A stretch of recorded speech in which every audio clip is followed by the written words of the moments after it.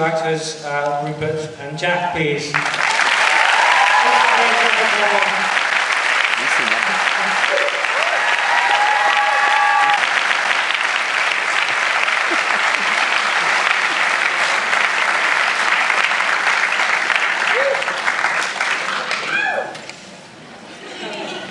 I'd like to start off, David, by asking you a question. This is obviously a very intense film and a different approach to the subject, and just wondering how you prepared as that and what your approach was as a filmmaker. That's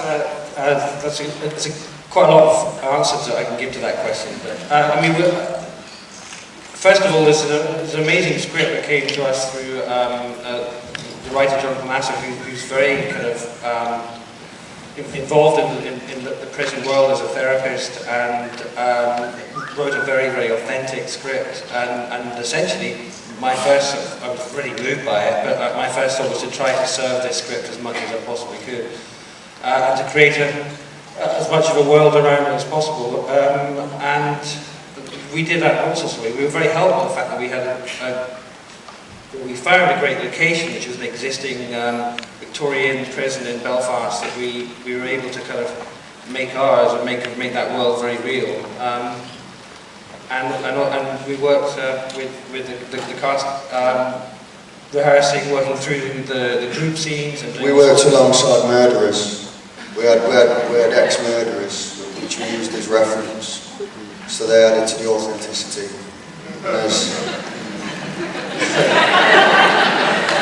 As David pointed out, we had access to this one disused jail, which meant with it being the one location, we had sequential, or the luxury to shoot in sequential order, which meant we were shooting start to finish as the story unfolded. Yeah, most films you don't get to let you go from one place to the other, and you shoot out scenes in that place. But if you can, the luxury of being able to shoot a film totally in story order makes everyone on the group kind of go through the process of the story unfolding together, and it's a really great experience. I've never done it before, and I really loved it. And I think for you guys, I don't know how you felt about it. I got to turn up without knowing my dialogue in the car. It was essentially blagging. But yeah, we had freedom to roam with this prison in Northern Ireland. The only hindrance was accommodating for tour guides. So the prison was actually also open to the public tour. It suddenly became very popular, maybe because there were some people filming there. But yeah, we had to stop every kind of regularly. Be quiet, stop at loud swearing noises because there's tourist people that are coming around. Rupert, maybe you could talk about what it was like for you to essentially play the writer of the film. It was an amazing opportunity because he gave me complete access to all areas to him. So he was the kind of perfect resource for an actor, and he was utterly frank and completely unflinching in his honesty about his own life, which made my job very much more easy and enjoyable. And because we improvised a lot of this group scenes, it was really important to understand how he worked with his process, and having an incredible group of actors that you saw just enjoy. Okay, over to you guys. Is there a question from the audience? Yes, just in the middle there. Just a question for any of you. I was just wondering what was difficult for you. Question for all three of you. If you could go and explain what the most difficult scene was for each of you to film. Starting right to left. Yeah, I thought that. I found Jack's shower scene very hard. He made me watch it.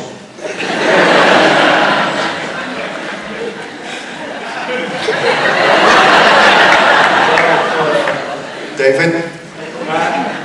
I think one of the things about shooting the film sequentially is that by the time we have a fairly dramatic kind of end of the movie, so all of that was kind of piled up all at once, and that the combination of all those scenes happening all at once was fairly draining, emotionally, physically, and at a point in the process where we were already kind of exhausted. So I would say probably that was one of the things, but obviously the other thing is the first scene is always well, it wasn't hard because that was a great start. It's difficult to point out one in particular. There was a graph that we had 4 weeks to shoot with what you've just seen. So in order to be able to do that, we had to work start to finish every day. I'd struggle to point out one in particular, but yeah, I guess to echo what Rupert was saying about the shower scene, we shot that in February in Belfast.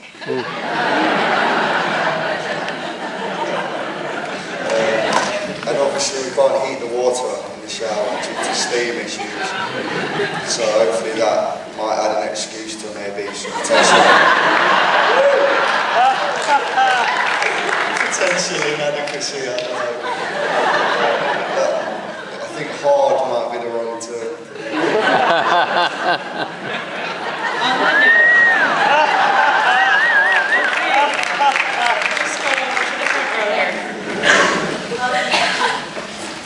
Your character seems to go from batshit to more controlled, and your character seems to go from very controlled to more batshit.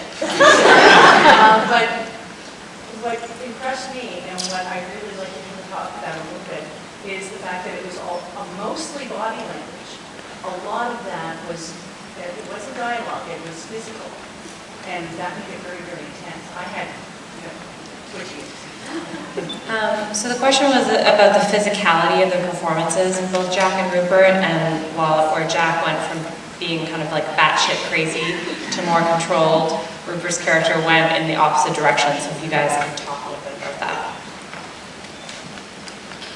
I think that's got more to do with the spontaneous nature of what we was working towards. As we said, like, there wasn't really any particular religious script writing involved. Like, we just got to make it up, and as long as we stayed true to the confinements of the sort of world that we were working in, a lot was down to, as I say, being spontaneous and adding a physicality.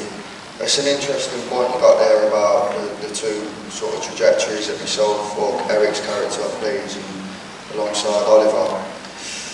But as I say, we were able to set up a world where it didn't feel like a set at any point. We were filming in an institution, and although we were in Belfast, which is miles away from London where we were working, we had these genuine references the whole time. And I don't know, I'd like to put it down to the fact that we really adopted the mannerisms and characterisms of the people we're playing. Yeah, as opposed to maybe something that was faked.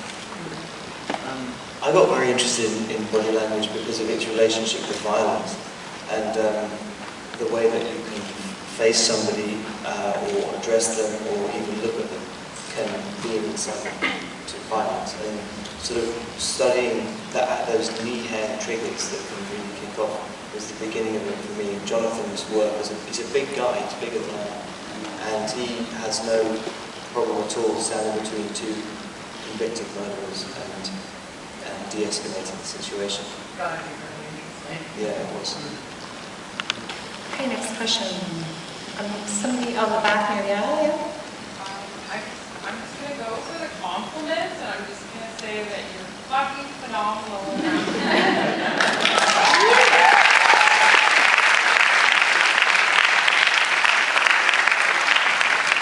I think everybody got that one. Just down the aisle here in the white jacket. Yeah, I guess this is an elaboration on that. Yeah, so I saw Jack in Skins, and that's why I'm here. And so I'm very impressed by how in touch you are with your emotions and how free you seem. Because in both roles you play tough guys who's repressed, who's a bit stone cold sometimes. So what do you attribute that freedom that you have? Is it training? Is it your upbringing? Is it instinct? Thankfully, my first job, well, thank you for both compliments, firstly. And thankfully, my first experience on a film set was at 15 with Shane Meadows on This Is England. And that put me on more or less ringside with... Thank you. I was more or less ringside watching Stephen Graham approach his role of combo at the time. So I got more or less frontal education on what he required in order to put himself in a position where he was able to portray his character full on. And thankfully I had that education at 15.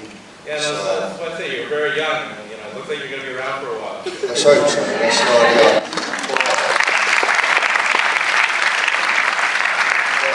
At the same time, to answer your question, there's a distinction between what we did with Skins and what myself, David, Rupert and the team did with Stardom.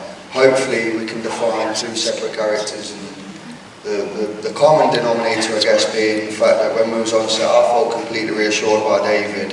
There was a trust element that it's a nightmare to be on set with perhaps directors who try and dictate too much, and we definitely felt a sense of freedom that he was able to approach this role in particular with, and others, I guess. But yeah, thanks again anyway. Good man. I'd actually like to take that opportunity to ask David how you went about putting the cast together. Really, I mean, putting a cast together for a movie is always you know, a sort of delicate process, and it sort of came together kind of quite organically. I thought, weirdly enough, I was one of the few people who wasn't familiar with Skins, so I didn't know Jack's work from Skins. I knew Jack's work from a tape, and I knew Rupert's work from some of the stuff that he'd seen. But it just, you know, it was a really, you know, Shaheen, who did the casting directing, a very collaborative process there, and it was always about keeping what Rupert said earlier about Jonathan and his forthright honesty. When I first came across him, I wanted to go through the whole process of making this film with a very forthright honesty, and we've done that all the way through. We kept our eyes open, and we've gone forward, and that's kind of how we sort of dealt with the casting as well. And I couldn't be more delighted with the fantastic cast.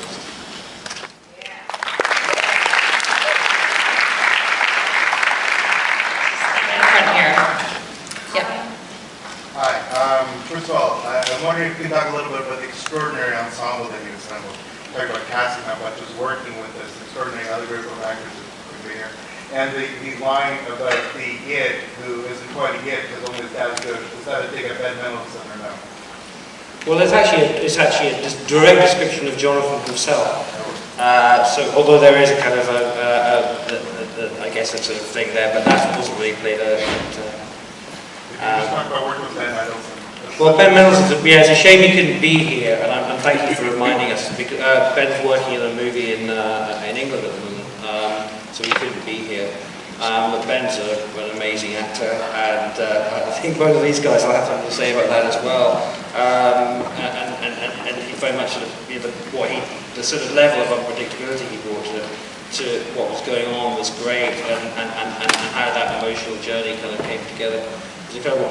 Thank you for complimenting the whole ensemble, because particularly like the group scenes, there's some fantastic actors in there, and the environment in those group scenes, for me, was one of the most enjoyable parts of the shoot, because there was always something that was going to come out of it, because we were off script. Jonathan was there the whole time. I've never had a writer on set all the time, but he was there. But he was also, him and I were relaxed with the material, as long as what the guys were doing was pushing the thing forward, and I think they did a phenomenal job. But it was a kind of free environment, wasn't it?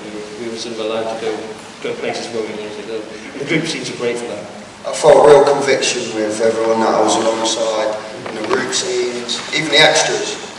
The extras were fucking brilliant, considering they probably had little idea as to what the story was or what we was making.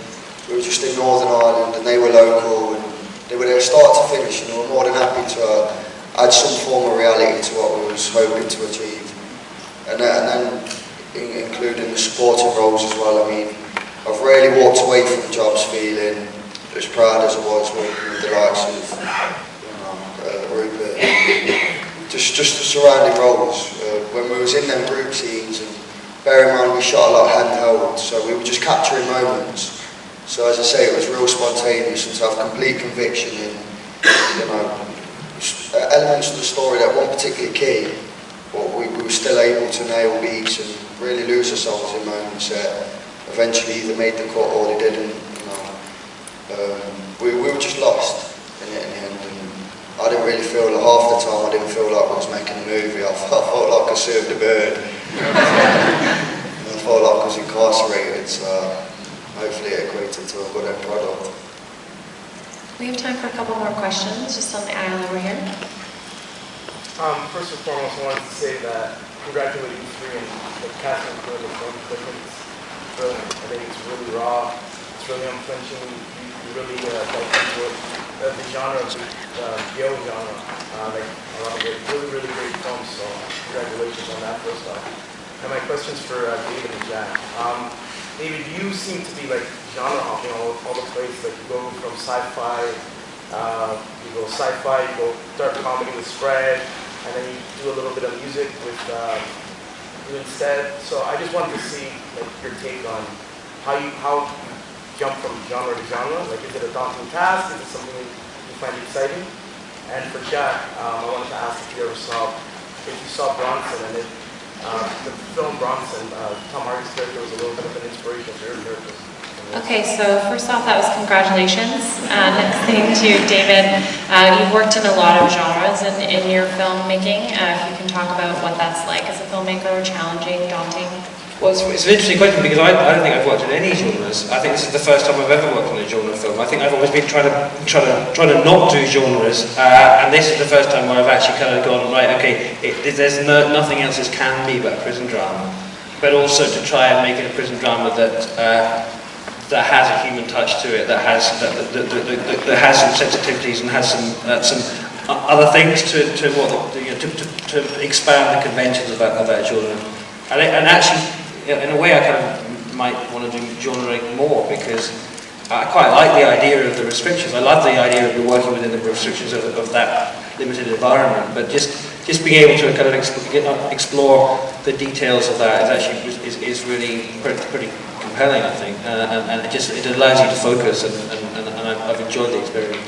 I hope that answers the question. The second part of that was for Jack and whether or not you were inspired by Bronson. Yeah, I'd seen Bronson. A very different film. It's a very stylized film. This is a very realist film, and that's a very different film. Anyway, so. No, sure. No, good man. To reiterate. Sure, I was more conscious of making sure that it didn't seem like Bronson. I'd seen it and I was a fan of, and I thought Tom did a real honest job of portraying the man himself. But also there was an element of abstract within Bronson, and we never left Wandsworth Jail once throughout the whole period of shooting. And the idea was, it's hard not to draw parallels because of the nature and because of the 2D aspects. But the idea was, and it's an interesting question, but the whole time the idea was to avoid being anywhere near that. My intentions were to play Eric. A Cockney delinquent who's southern and he's incarcerated. So the parallels are going to draw themselves. So it's a fair point you got, but honestly, my intentions were, and I was real conscious of making sure that I avoided. I didn't watch it leading up to the shoot. I was sent it actually from my agent as a reference. And I sort of shoved it to one side because I'd already seen it, and knowing what Tom did with Bronson, I just wanted this to be its own beast. And the comparisons are imminent, and they're probably due, but they wasn't intended. Anyway, if that answers your question. But they are so different. Agreed. We have time for one last question. Yes, I know. No, you got two hands up, so you go on the aisle. Fight sequences were so startlingly visceral. How did you work that? The question was about the fight sequences, very visceral. I think they're also very well edited, so David can take that one. Well, first, it was one of my big fears with a film that was trying to be really sort of straight down the line in terms of realism, in terms of the performances at every angle. Suddenly you have to get into the world of stunts, where you're not being real, you're kind of faking that. And I was really worried about how you would slot those two things in together and make them work. We were very fortunate, we had a great team, and every time there was any time off, the guys were able to rehearse and video it. And I was very keen to have, not to rely on the cuts to be telling sort of sensational violence, but to be able to let things run as long as possible, which there are cuts. But it was about trying to make it feel like it belonged to the same world and not stylized or kind of almost sort of cartoons or celebratory violence. It needed to feel kind of very real. And the guys had to, I mean, Jack, hurt himself a couple of times, and it was always borderline. There was some pain involved in those things, and that's probably why they feel real. Okay, thank you everybody for staying. Thank you so much. Yeah, really.